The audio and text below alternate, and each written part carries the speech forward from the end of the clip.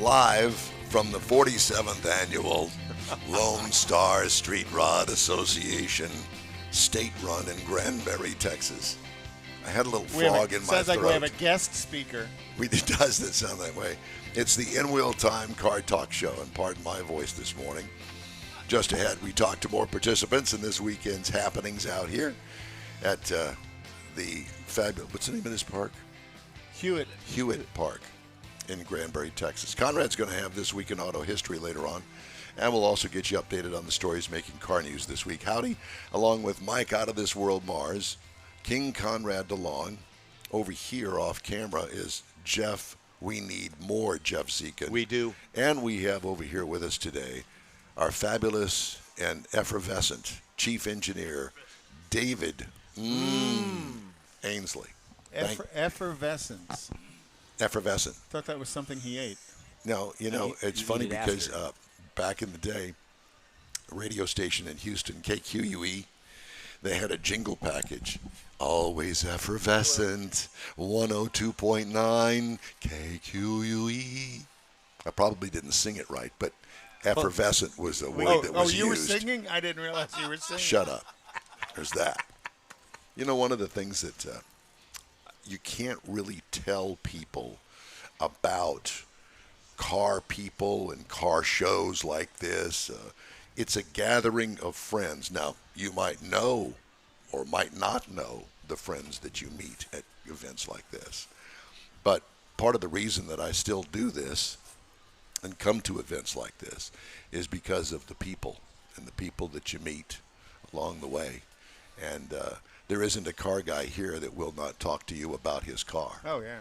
And it's kind of a gel, kind of a thing that everybody kind of gets together, and it's one thing that kind of breaks the ice, and you get to meet and get to learn other people and what they do and all of the things that are involved in building their car, buying their car, whatever it may be. And learning nuggets about their car. Yeah. I've learned a couple of good things today. Yep. Yeah. We're going to learn some more right now from Jerry Payne, and he's our next guest.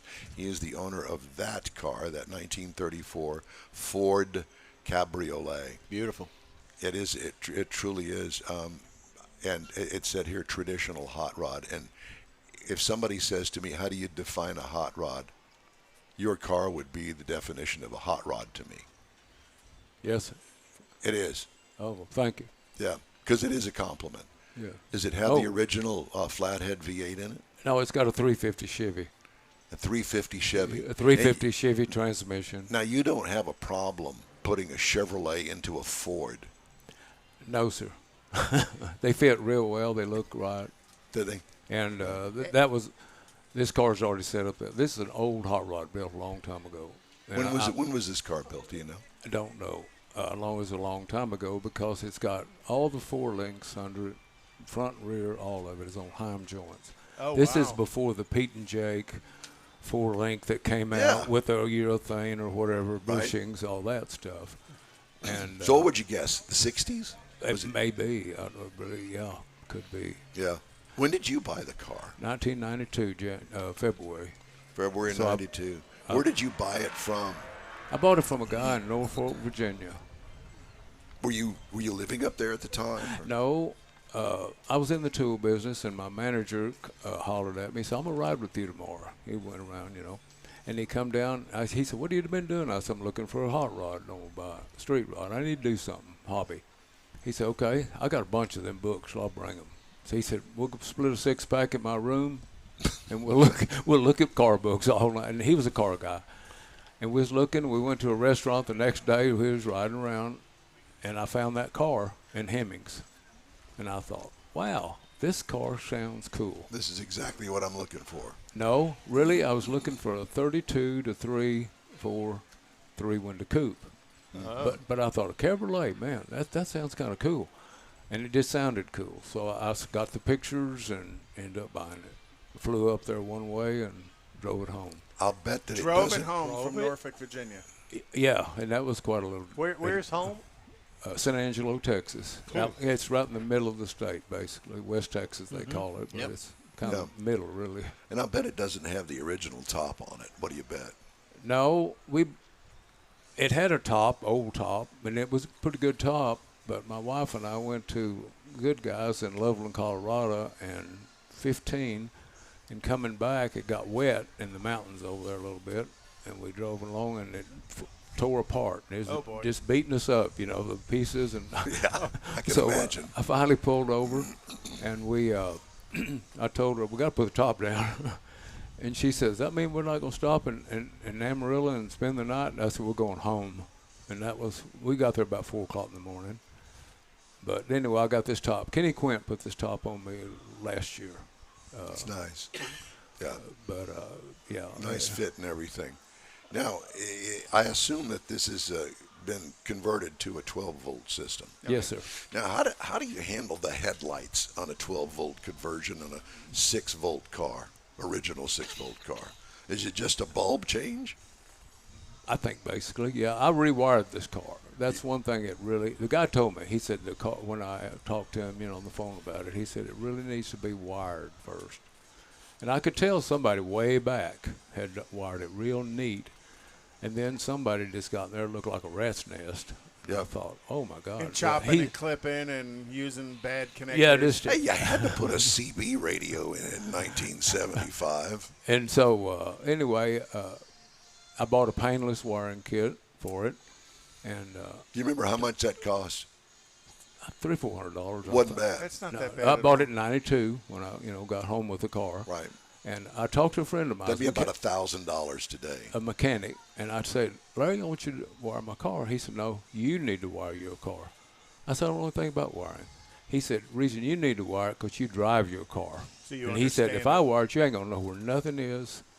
If you wire it, you'll know maybe how to fix it. Did they have a wiring schematic to kind of show you how to get it all done? It's a good kit.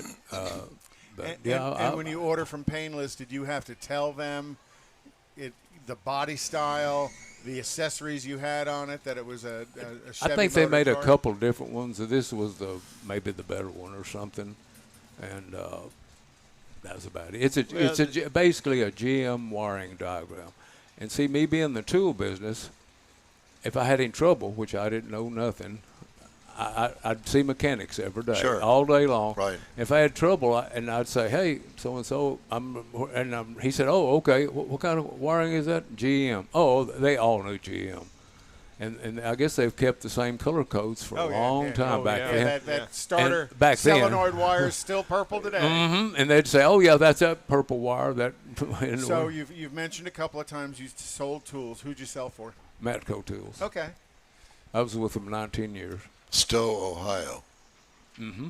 Yes, sir. And Matco is one of Antron Brown's primary sponsors. It's also DeWalt. The company's really taken off since '84 when I got in. Yes, the tool trucks have collected lots of my money through the years, multiple tool trucks. But, yes. Good tools. Back in my Richardson days, it was Cornwell. Mm-hmm. I've got some Cornwell stuff. Still I've around, got Matco. I got some Mac stuff. I've got some Snap-on stuff. Because each tool company, not that they're different, but they sell a mid-deep wiggle head that you can't get from one brand, but you can from the other. So you got to get up in everybody's truck and look. And they'll carry the note for you. You guys finance. Did you really want to say that way? Yes. It's exactly right. Yeah. Exactly. He said that. Boy, did they like selling toolboxes? That was the one. That was the big expense. My God! And today the toolboxes. Sorry, we kind of got off the subject here, but the toolboxes today have gotten so huge, you almost can drive the thing in. You need to pull a flatbed trailer to haul it out when you leave a shop. I mean, they have TVs in them. They got coolers in them.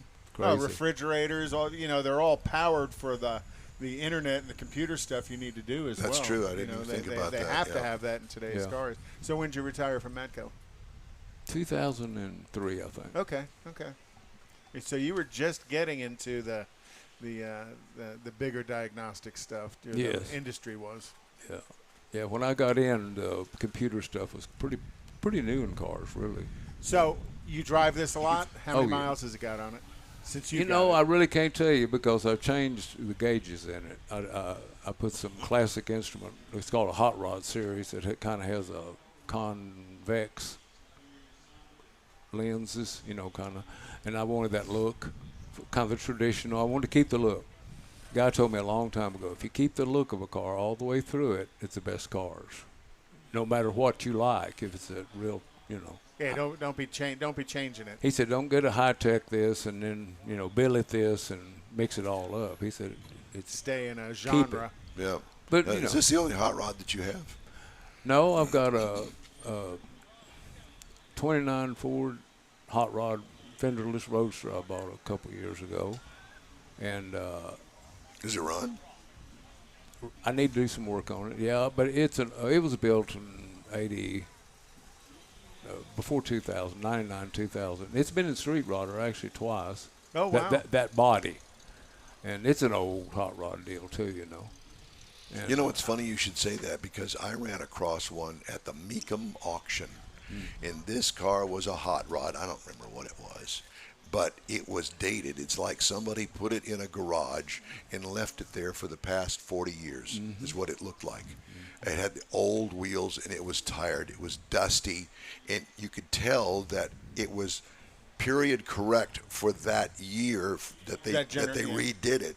But today it was like a flashback 40 years ago to hot rodding. And it was like, I don't know what they wound up getting for it, but it was just wrong on every level. but that I'll call genre of car needs to be preserved as well, because there was artwork in that car back in the 70s and 80s, as is yours car, you know, that you don't want to just buy that and then throw everything away that built that car, that made that car what it was. Well, not only that, but you can't find some of that stuff today. Yeah, like this car, I just made changes that really you can't see what I've done because it's all underneath. The look was what I wanted. What did you do underneath? Oh, it's changed like the rear split suspension quite a bit, the springs and all that in the front some, and stuff like that to get it to set right and ride better. So it doesn't have that 60 suspension under it anymore? They had some of those old GM coil springs that were about this big from about in the early 60s, and I found some about that big and had to do a bunch of work to put them in there, and stuff like that, and different shocks and stuff like that, you know, just to get the car set. So do you have just a nice garage, or do you have a shop, or is it a shop garage? No, it was in my garage. Yeah. My neighbors probably hated me being out there at night after I was in the tool business working on it. Well, then probably park the tool truck out front too. yeah. And at least it's handy, you know. That's right. If you needed something. Yeah. Did you ever borrow any tools off the tool truck and then put them back on the tool truck? Be honest. Oh, yeah. Statute of limitations is out. So That's right. He was test driving them. Why would Test driving them, yeah. You would have to. That Right. would just be the norm. Right. Listen, I checked out this really expensive socket set last week, and it works really good.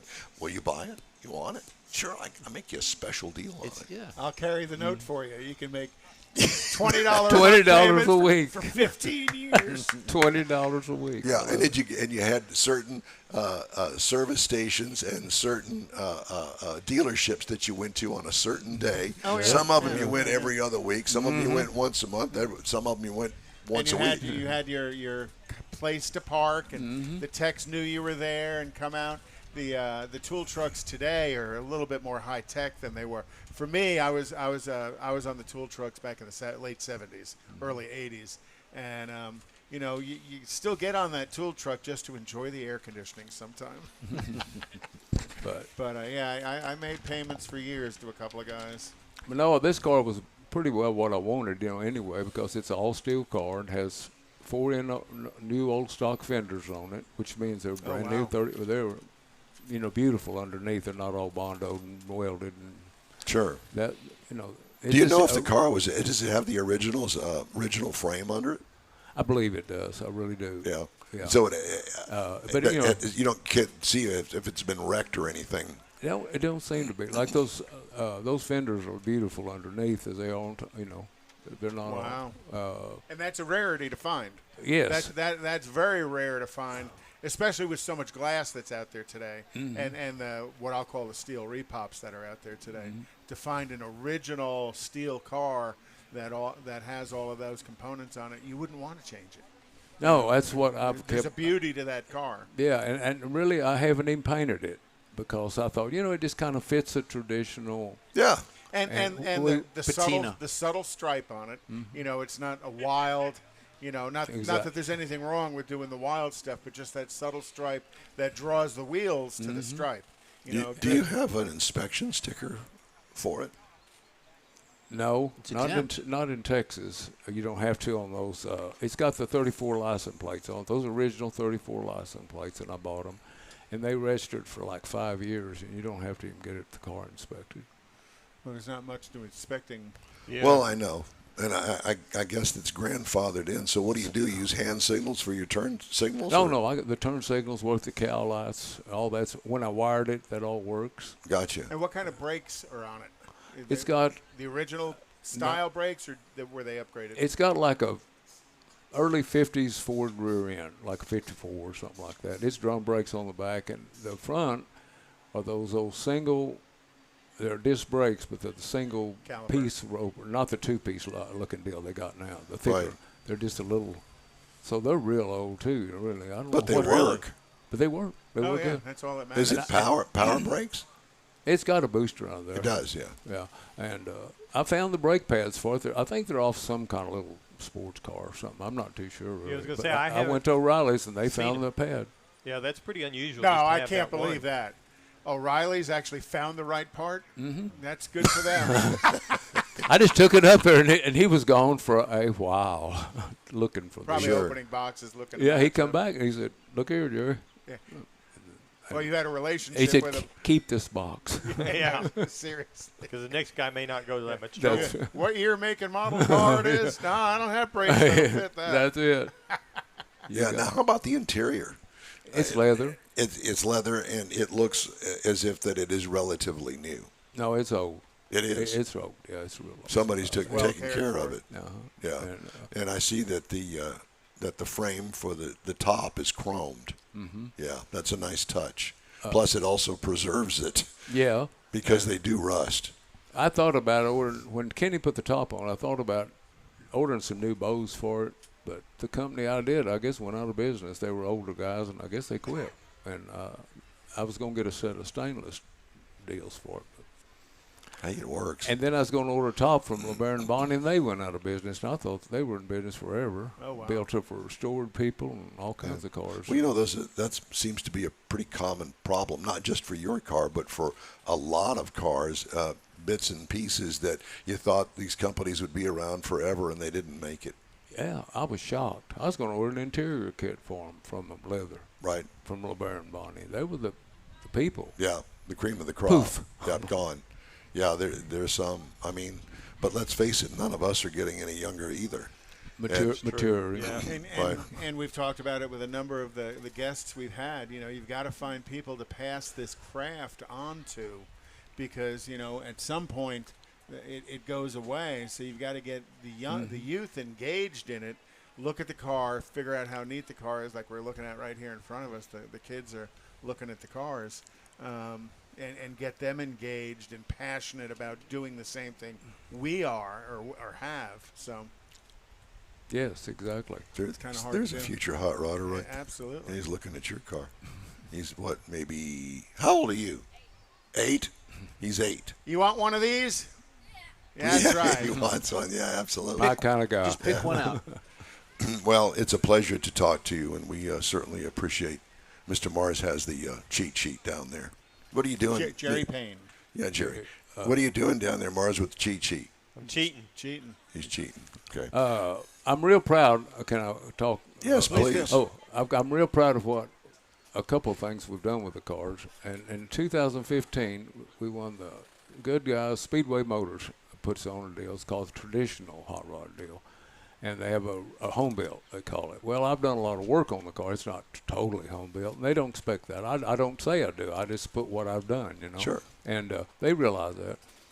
And we won that category at Texas Motor Speedway in 2015. Quite an honor. And then later, they put them all together in February the next year, or January, somewhere along there, and they vote on them. And we won that nationwide voting of cars in 15. And we won it again in 2021 also. With Congratulations. The car. We got done. That was. I'm not bragging a bit. It's just cool. It's Just worth, the fact. For that car. it's worth bragging about because, what Don said when you first walked up, that is a traditional hot rod. Exactly. And now you have the people in the community that recognize that and have awarded you for keeping that traditional hot rod. Well, Damon Lee, the editor, he took some pictures of it Texas Motor Speedway this last time, and he asked me, he said, "You going to drive the 34?" And he emailed me, and I said, "Well, I was going to drive my 57 Corvette." He said, "But I said, now I'll drive the 34 since you want to take some more pictures of it." He said, absolutely. "Yeah, I do." And that's what he said. When he walked up, I said, "Damon, it's just an old hot rod." And he said, "That's what I like." Absolutely. And you've kept it that way. Yeah, because you don't see as many anymore. They've modified them and changed them. Everybody buys them and flips them to something Oh, different. yeah, just instantly blows them apart or something. Well, Jerry Payne, thanks again. Your 34 Yes. Ford Cabriolet is stunning, and thanks for dropping by and talking to us. Thank you. We thank you you. very much. All right, time to move on here on the In-Wheel Time Car Talk Show. We'd love to hear from you, by the way. All you have to do is shoot us an email. The address is info@inwheeltime.com. Time now for This Week in Auto History, and I think that Konrad has that. What do you? Yep. Did you get a little disjointed here and Yes. forgot where you were? So in 1903, Stanley Steamer relieved a patent for the steam motor vehicle arrangement of an engine on an axle and housing. So, you go back in time, and those patents that were created back then ended up not paying the dividends that patents today do. But in 1909, the first Indianapolis Motor Speedway race was up in the air. They launched a bunch of balloons there. They had about 40,000 spectators when they launched these balloons at takeoff. 9 balloons floated up from the Speedway that day, and the objective was 24 hours later, who went the furthest. 24 hours later, the Universal City balloon landed 382 miles away in Alabama and won the first race out of the Indianapolis Speedway. Awesome. In 1925, Walter Chrysler founded the Chrysler Corporation, and I knew this, but I didn't realize it, that Chrysler Corporation was a reorganized Maxwell Motor Company. Oh, that's why it's got Maxwell on. Right. I got you. In 1947, Saab introduced their first car, the 92001, the Saab prototype. Kind of an odd-looking car, but It is. I think Saab kept that up through their whole generation of And cars. what have I always they said? always had a unique-looking style to their cars. And you got to remember, Saab started primarily as an aircraft supplier during World War II and continued to build aircrafts through the 50s, 60s, 70s, 80s, and to this day still cool. build aircraft. LS and Tubbit. LS and Tubbit. In 1948, Porsche introduced his first prototype Oh, that's cool. that had his name on it, and that was the 356-1 prototype, and then 356 went on to become quite a popular car with Very Porsche. cool. Was that Theodore Porsche Theodore. or Ferdinand? Ferdinand. I like Theodore better. Ferdinand. Theodore's a chipmunk. And also- Ferdinand is a Porsche. He's also Beaver. Yeah. In 1956, Junior Johnson and his father were arrested in North Wilkesboro, North Carolina, for making moonshine whiskey. He was never arrested for transporting moonshine whiskey because his cars were too fast. Yeah, never caught him. And then Junior Johnson became, a huge name in NASCAR. In 2006, this week, the animated feature film Cars was produced by Pixar Animation Studios, and it roared into the theaters across the United States. Cars was the first movie to win an Academy Award for Best Animated Feature. And I'd have thought some of the Disney stuff prior to that would have won. It wasn't. Cars was the first. And I thought it was funny. You mentioned Cars Yes. earlier in the show, so I thought it was a cool tie-in. Well, there is cars here that look like they came right out of. Do you Pixar remember movie. all of the actors who voiced over Cars in No. the? Do you remember any of them? Yeah, well, Darryl Waltrip. I Darryl think Jeff Waltrip. Gordon was in it. Jeff Gordon. There were some announcers in Tow there too. Owen Wilson was Right. Lightning McQueen. Right. Tow Mater, like he said, was Larry, the cable guy. Larry the Cable Guy. Paul Newman did Doc Hudson. Right. Bonnie Hunt was Sally Carrera. Was it Cheech or Chong that did the smoke? Cheech Marin There did you go. the 59 Chevy Lowrider. How do I know that? George Carlin did George Carlin did Fillmore, the VW bus. That's right. Richard Petty did The King. Michael Keaton did the 1980s stock car that was described in there. John Ratzenberger was Mack, the Mack truck. You know, Jeremy Piven and Jeremy Clarkson Those are some were the pretty big announcers. heavyweights there. Yeah. Bob Costas was Bob Cutlass. And then you said Darrell Waltrip, Humpy Wheeler. Dale Earnhardt Jr. was Junior, the number 8 car. Michael Schumacher did the red That's Ferrari. right. Yeah. You know, his son's in that series I don't like. Oh. And then Mario, brother. It's his and brother's then son. Mario Andretti did the red and white and blue IndyCar. So some pretty big names in that movie that did voiceover work. Pretty cool. Voiceover work been very, very good to me. Well, this voice isn't, but the Not rest of them today. are. Well, this is the creepy old creeper man in the creeper van. Yes. Hi. The Volkswagen, the Ford van. Yeah. The Ford van. Your Ford van. No, my The Ford plain van. white Ford The one van. that got crashed. Yep. All right. It's time now for a quick break. Thanks for joining us today. We've got more of the In Wheel Time Car Talk Show from the Lone Star Street Rod Association, the street meet in Granbury, Texas. Is there something else that you'd like to feed me? Come visit Granbury, Texas. Well, that's who we have Pandering. joining us. That's what He's she wants. he's always pandering. Time now for a quick break. We'll be right back. You're on the In Wheel Time Car Talk Show on iHeart Radio.